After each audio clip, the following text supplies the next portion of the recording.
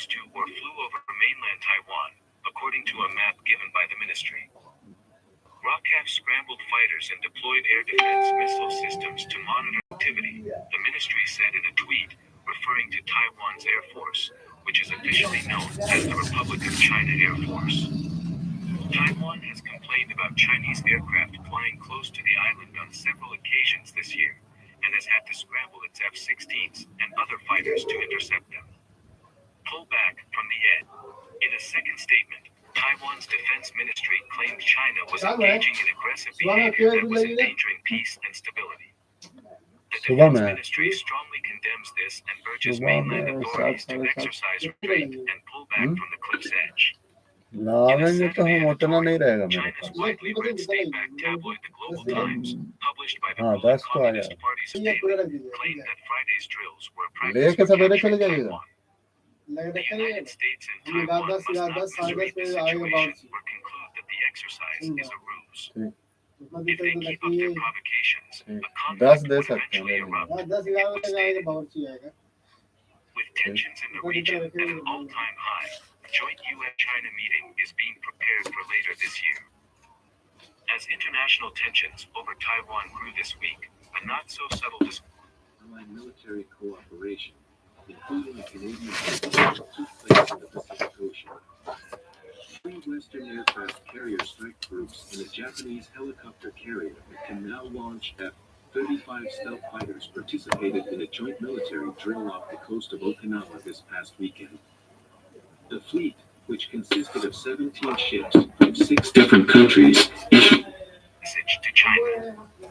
The commander of the Kingdom Carrier Strike Group 21, CSG-21, task force told CBC News in an exclusive interview that the one-day drill was a show of solidarity and how Western allies can operate together flawlessly. It's a vital nations like ours truly believe in the freedom of passage and trade and are deeply concerned about the militarization of the area, Royal Navy Commodore Steve Morris said. Received a message. He stated that he is confident that the message was received. Intelligence gathering vessels from China were in the area, he claimed. As a result, I have little doubt the message would have been immediately passed back to China. In a number of respects, the exercise was a watershed moment. The Japanese military has maintained a defensive posture since the end of World War II, since they do not have aircraft carriers. A U.S. Marine F-35B fighter plane landed on and took off from the helicopter carrier JS Izumo this weekend, thereby turning it into a fixed-wing aircraft carrier. It was also one of the most significant meetings of aircraft carriers in the Pacific in decades. The sight of so many large warships and so much firepower gathering in one location left the men aboard HMCS Winnipeg in awe, according to Commander Doug Layton, the frigate's skipper. You should have seen the looks on their faces, Layton recalled, adding that 12 fighter jets, a combination of F-35S and F-18S, overflew us at one point. Czech Republic is ready to provide weapons to Ukraine. The new government of the Czech Republic expressed its readiness to provide Ukraine with the necessary weapon amid the growing threat of Russian aggression, reported the Czech newspaper Hospodářské noviny. Czech Defense Minister Jana Černochová said that there is a consensus regarding Ukraine in the current coalition, consisting of 5 parties. I talk a lot with Foreign Minister Jan Lipavsky, and we have similar views regarding assistance to Ukraine coincide, she said. According to Černochová, Ukraine is expected to provide the list equipment and weapons it needs. At the same time, the minister noted that the Czech Republic will have to coordinate arms supplies to Ukraine with the Visegrad 4 states, Hungary, Poland, Slovakia, the Baltic countries, or Germany. Černochová stressed that historically and politically the Czech Republic has always supported Ukraine. If Ukraine needs, we will try to help, she added. Russia deploys warships to Black Sea in dangerous escalation near Ukraine. Russia deployed more than 20 warships into the Black Sea on Wednesday, representing a troubling new source of potential military escalation at a time of already heightened tensions with Ukraine and its Western backers. Russia's Black Sea Fleet reported the Naval Strike Group deployment Wednesday morning, saying it represented pre-planned exercises and involved patrol ships, frigates, missile ships, landing ships, minesweepers, and anti-submarine ships. Russian state news service TASS reported the ship's crews will conduct training on safe maneuvering in areas with intensive navigation, organizing communications, and organizing air defense at sea, according to a translation. Moscow did not specify where the ships would operate. However, they departed from strategic bases at Novorossiysk as well as Sevastopol, the strategic port on the Crimean Peninsula that Russia forcibly annexed in 2014, which together straddle the Kerch Strait, a key choke point to critical port Moscow has previously exploited to exert pressure on Kiev. And it comes as Russian President Vladimir Putin has raised alarm in the West with other military deployments around Ukraine, including more than 100,000 soldiers to its western border, to Crimea and to Belarus, another former Soviet ally. We do this event in isolation. When viewed in combination with everything else, it's obviously quite concerning, says Colin Clark, senior research fellow at private intelligence firm the Sofan Center. The Ukrainian Foreign Ministry and the U.S. Navy, responsible for operations in the region, did not immediately respond to requests for comment. Access the outside world via the Kerch Strait and Black Sea. Russia says U.S. ignored its security demands over Ukraine. Russia said Friday it will not start a war in Ukraine, but warned that the U.S. and NATO have ignored its demands and left little room for compromise in the crisis. President Vladimir Putin told French President Emmanuel Macron that the West has failed to consider Russia's key conditions of halting further NATO expansion, stopping the deployment of alliance weapons near Russian borders, and rolling back its forces from Eastern Europe, the Kremlin said. The US and NATO formally rejected those demands this week, although Washington outlined areas where discussions are possible, offering hope that there could be a way to avoid war amid the buildup of more than 100,000 Russian troops near Ukraine.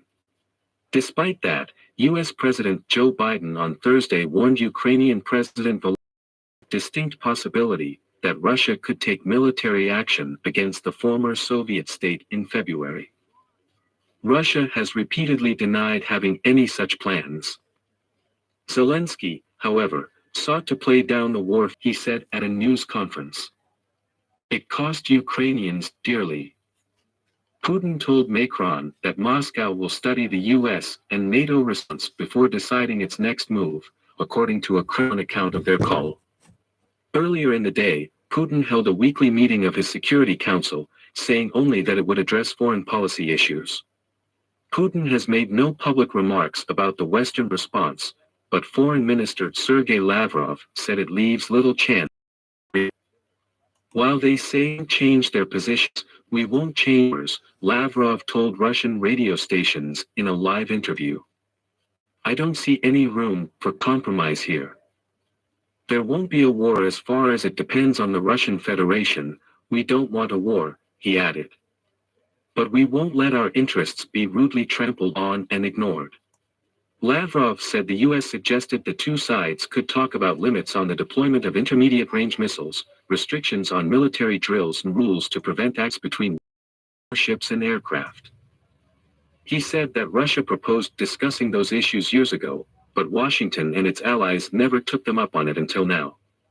Russia has launched military drills involving motorized infantry and artillery units in southwestern Russia, warplanes in Kaliningrad on the Baltic Sea, and dozens of warships in the Black Sea and the Arctic.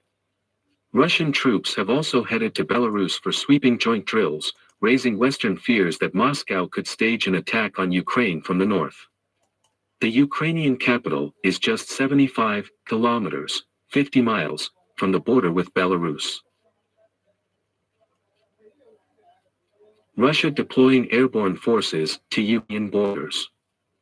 The Conflict Intelligence Team, CIT, reported that on January 24, published on TikTok showing Russian military equipment transported by rail in the Bryansk region, Russia, which borders Belarus and Ukraine. The armored vehicles in the video are covered with a tarpaulin, but researcher Robert E. Lee managed to identify the BMD-4M amphibious infantry vehicles and the BTRMDM fully amphibious armored personnel carrier. In total, the train carries 31 BMD-4M and 8 BTRMDM, which corresponds to 1 battalion. The train has 5 passenger cars, which can accommodate more than 250 people. The CIT researchers noted that they counted 8 shortened 2-axle AMAZ 43501 trucks on the train platforms, which are usually used by the airborne forces. According to the Russian Railways database, the train is on its way from the Tekstilny station in the Ivanovo region, where the 217th Guards Parachute Regiment of the 98th Airborne Division is stationed. Recently, it took part in the operation of Collective Security Treaty Organization forces in Kazakhstan. The CIT analysts emphasize that this is the first confirmed video showing the deployment of Russian paratroopers closer to the border with Ukraine. In any large-scale offensive on the territory of Ukraine, the airborne forces must play a decisive role, either in an amphibious operation to capture strategic facilities in the rear, or as assault infantry. This is how Russian and Ukrainian airborne units were used in the hot phase of the war in eastern Ukraine, the CIT said. The CIT analysts emphasize that the deployment of paratroopers looks especially threatening due to the fact that in recent days Russia has been increasing the number of its troops in the south of the Bryansk region and in Belarus, in the south of the Gomel region north of Kiev. The CIT added that they consider an offensive from the territory of Belarus and/or the Bryansk region in the direction of Kiev as at least one of the possible scenarios of Russian invasion of Ukraine. China sparks fresh spy fears as it unveils plans to launch 13,000 satellites into space. The probes will be sent blasting into low Earth orbit as part of Beijing's 5G mobile internet rollout. The first firms have been given contract to begin development work in the city of Chongqing, but the rest of the details are scarce. Reports suggest the push comes amid a global rush to fill the cosmos. But it has also reportedly sparked the concerns of security experts over its ability to be used for spying. It also comes amid renewed interest from China in Taiwan. There are concerns that communist leader Xi Jinping attack in a bid to reunite Taiwan with mainland China, despite strong opposition from its residents. The first details of the satellites emerged in late 2020, when the government applied to the International Telecommunication Union for spectrum allocation. The plan would be for them to operate across a range of frequency bands, and potentially operate around the world, providing services to different nations. The project has earned support at the top levels of the Chinese government, and comes alongside plans for a range of satellite and space projects. They all fall under China's 5-year plan for an integrated network of communications, Earth observation, and navigation satellites. China has already launched Earth observation satellites, including 2 called Gaofen. China has also completed the rollout of Beidou, its alternative to the US-owned GPS satellite navigation system, making it available globally. As recently as December, China also approved production of a broadband communication test satellite, built by ComSat as a test device. China seeks a military accord with Saudi Arabia behind Biden's back, resulting in a 400% increase in arms sales. As the United States' influence in the Middle East dwindles, China wants to strengthen military ties with Saudi Arabia. China and Saudi Arabia signaled a growing military alliance in a call between defense ministers today, Thursday. China's defense minister, General Wei Fei, acknowledged Saudi Arabia's solid support for Beijing on problems like Taiwan, Hong Kong, and Xinjiang, which have been a source of major tension with the West. The United States has long courted Saudi Arabia as an ally and is one of its largest petroleum importers. However, in recent years, the partnership has become more distant. The murder of Washington Post journalist Jamal Khashoggi in 2018 caused a gap between the two countries. The United States has become less reliant on Saudi oil as shale oil production has increased. General Wei promised to strive for practical collaboration and strengthening unity between the two military in a call with Saudi Arabia's Deputy Defense Minister, Prince Khalid bin Salman. Two countries to strengthen coordination and collectively resist hegemonic and bullying practices, to preserve the interests of developing countries together, according to the South China Morning Post. Prince Khalid responded by urging further cooperation to a higher level. Mr. Wang characterized the two countries as excellent friends, good partners, and good brothers during his meeting with Saudi Foreign Minister Prince Faisal bin Farhan Al Saud. He noted that closer ties with Saudi Arabia were a priority for Chinese foreign policy. According to arms research organization SIPRI, the United States remains Saudi Arabia's major weapon supplier, contributing 24% of its arms exports to the country from 2016 to 2020. जो border पे है Poland है country वहाँ पे सब अंदर घुसा है जो सेंटर में रह रहा है ना इंडिया जो टाइप का पोलैंड हो गया स्लोवाकिया हो गया रोमानिया हो गया बेलारूस हो गया आपका मोल्डोवा हो गया वहाँ से आदमी लोग जा रहा है